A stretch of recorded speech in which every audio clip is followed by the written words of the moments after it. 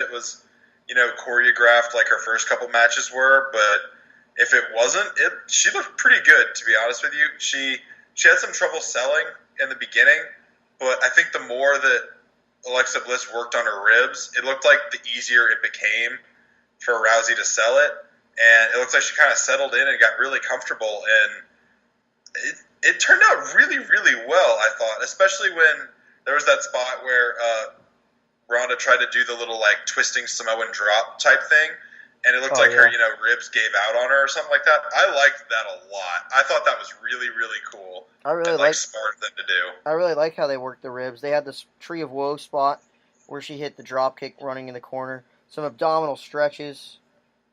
She did that Yeah, little cartwheel front flip thing, back handspring. I don't know what she does, but she hit there in the ribs. Oh, and then they had her against the ring post, which was really good.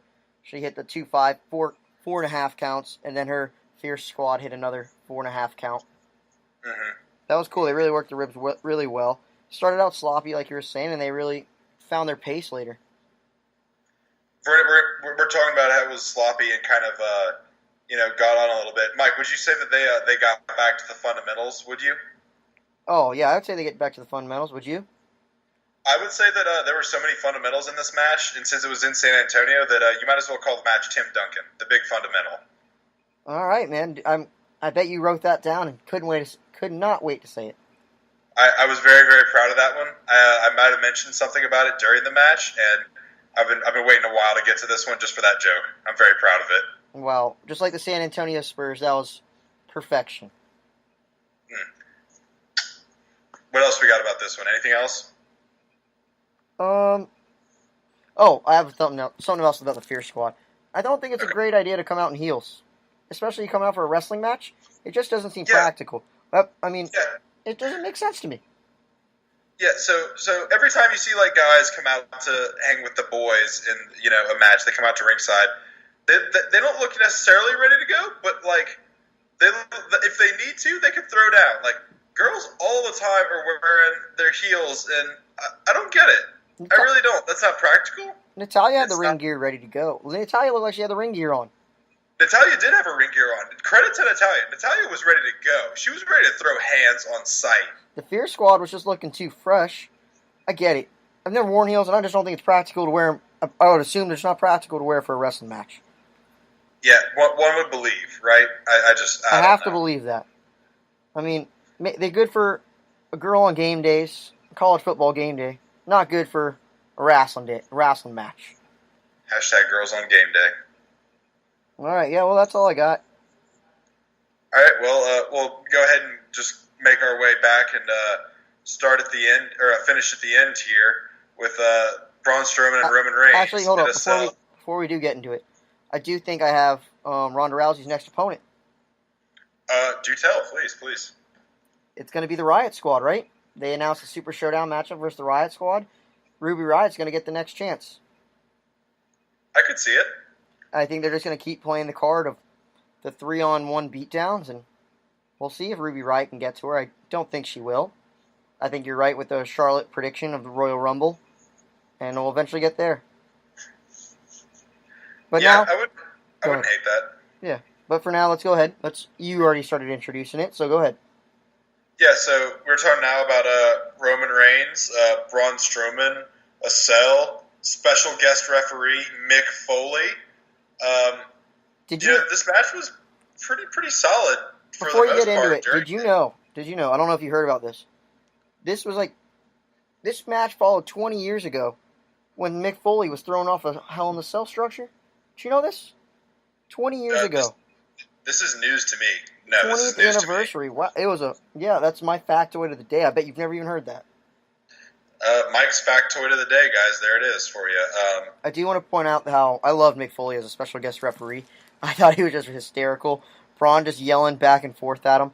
Mick Foley accidentally hitting the floor the third time when his shoulder was up. Braun is losing his mind at him. Foley's just like, oh, my bad, my bad.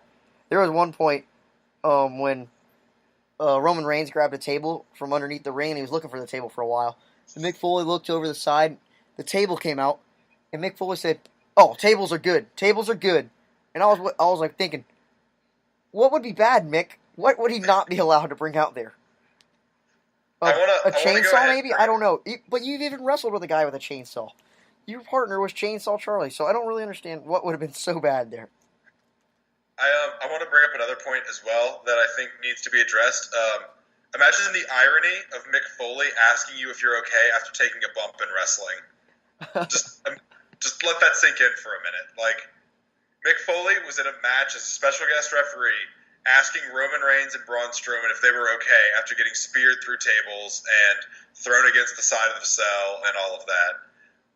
But, I mean, what do you do if you tell him you're not okay? Is he like, suck it up, pussy? Like, come on. I mean, what does he do at that point? That would be like going to drink some brews with Stone Cold, and you're getting a little tipsy, and Stone Cold said, "Hey man, you drinking enough?" Yeah, I just thought that needed to be addressed because that's a real problem that people don't know about. That was pretty funny. I did remember him saying that. He asking Roman Reigns, "You good? You good?" Inside Hell in a Cell, like, "Come on, Mick, you're the last guy." You're the last guy that should be saying anything right now. What do you think about the match? I mean, we already had our first takes. This match was, I thought it was a really, really fun match. It was really fun. It was, to be honest with you, I really liked it before anything happened. Like any of the Dogs of War or Shield came out. The carnage outside the cell and on top of the cell. Yeah, just the match in general, like for two guys that have like, traditionally like a very methodical kind of wrestling style, like they were still putting on a show that I was very interested in. And, once it kind of, ramped up a little bit where everyone started coming out and they were having their little, extraordinary activities on the outside of the ring, on the outside of the cage, rather. That's when I started getting really involved. And then Seth Rollins and Dolph Ziggler fell through the two announce tables, and Brock Lesnar's music hit, and I about lost my mind. I did not see that coming from a mile away. Oh, yeah, the Brock Lesnar thing. I kind of may have saw a rumor before the Hell in a Cell started. You may remember this, and I said, "Oh, I just saw a spoiler." It wasn't really a spoiler. Yeah. I just heard someone was backstage. So I kind of expected it a little bit, but I would not have expected it at all. Do you think that Mick Foley asked Paul Heyman to hit him with the mace just to take one more bump? Just one more for the big mixter. I would not put it past him, let me tell you that right now. I could just imagine I didn't think about it, but now that you mentioned it, yeah, probably. I could just imagine the backstage conversation. Like, Mick Foley saw Paul Heyman squirt Roman Reigns with the pepper spray, or the mace, whatever it is. And he's like, "Whoa, was that real pepper spray?" No, it was like just some water stuff. And Mick Foley's like, "Well, will you spray me with pepper spray just one time for this match? Will you get some real pepper spray and spray me with it?" It's like, Mick, what the fuck? Like, no. And he's like, "Come on, just one time." Come on, it could be during the match. Hell, maybe I can be a special guest referee or something. It's all becoming painfully obvious now that was the entire reason that Mick Foley was here, was to just take one more bump. He really wanted to take the pepper spray, and this was the only way they could make it work. Oh my gosh. Gosh. Did you think they were gonna go through the cage, Drew Mack and Dean Ambrose at one point? I got really, really concerned when they both kind of clotheslined each other on that one steel cage. Yeah. I got very, very concerned there for a minute. I was like, oh no, they're both going through. Yeah, and they didn't. I felt like at any moment they were going to go through that cage. Dude, he looks like it does not. It gives so much give. I'm like, oh, at any second, that thing's giving out. It really does.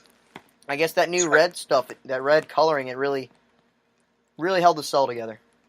Increased strength tenfold. Red cells. That's what they say. Big red machine. That's why he was always better than the Undertaker, because he was red, he was red. There you go.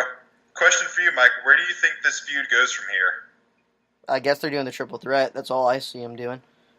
I can see a lot of carnage Monday night. I'm really excited for Monday Night Raw. Yeah, I'm not as excited for SmackDown. I'm more excited for Monday Night Raw coming out of this. Yeah, more excited for Raw just because I think more cool stuff happened. But in terms of I think further down the road, I'm still more excited to see where they take the SmackDown stories. Yeah, there's just a lot of new things that can happen for Raw. Yeah, that's true. That's kind of more why I'm looking into it. Looking forward to it. But, I mean, I'm looking forward to both. WWE delivered a really, really good pay-per-view. I'd give this pay-per-view an 91 out of 100. 91 mics? A minus. Yeah, I'd give it an A as well. I think, like I said, there was not a bad match on this card. There were multiple times I was unhappy with the endings, but they didn't take away from the match as a whole to me, and as the card, obviously in general either. I think what kind of redeemed it as well is the ending to the Braun Strowman Roman Reigns match. While I was upset that it ended in a no contest, I still thought that it was a really, really good way to go home. It was a huge, kind of, twist and turn type thing on a night where there was lots of really cool, interesting things happening. I thought it was the perfect ending, to be honest with you. So I was very, very happy. Yeah, I'm super excited for both Raw and SmackDown this week. Just, can't wait to see what happens and see where we go from here.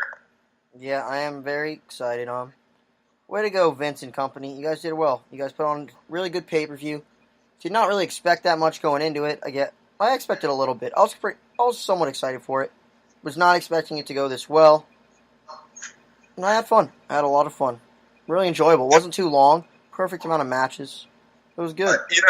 I actually, Mike, I really agree with you on that. I think that was. What did we end up agreeing that it was? It was like 3.5 hours. Yeah, 3. It ended at 9:30. I'd say a little longer, 9:45. Yeah, so about 3 hours and 45 minutes. I thought it was the perfect length. There was the right amount of matches on it. I didn't get tired at any point. At no point was I like, all right, this is a bathroom break match or something like that.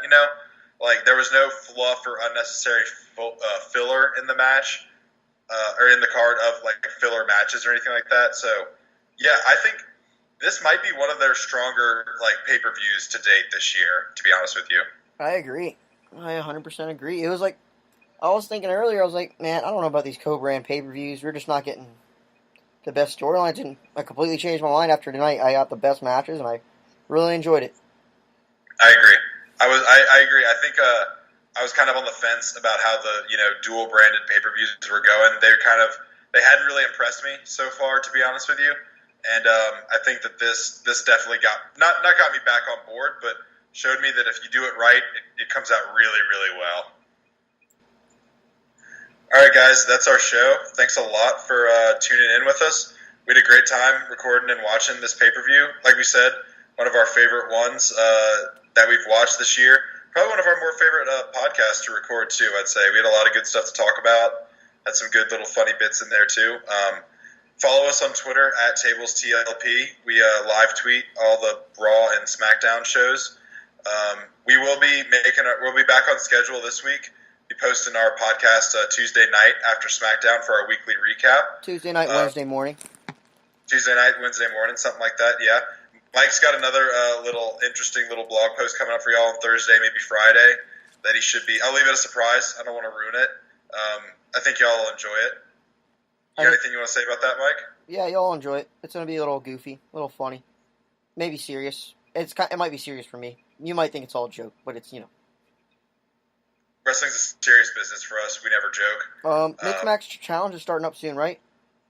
Mixed Match Challenge, yeah. I think is it this Tuesday after SmackDown? I'll look that up. You keep talking and close it out.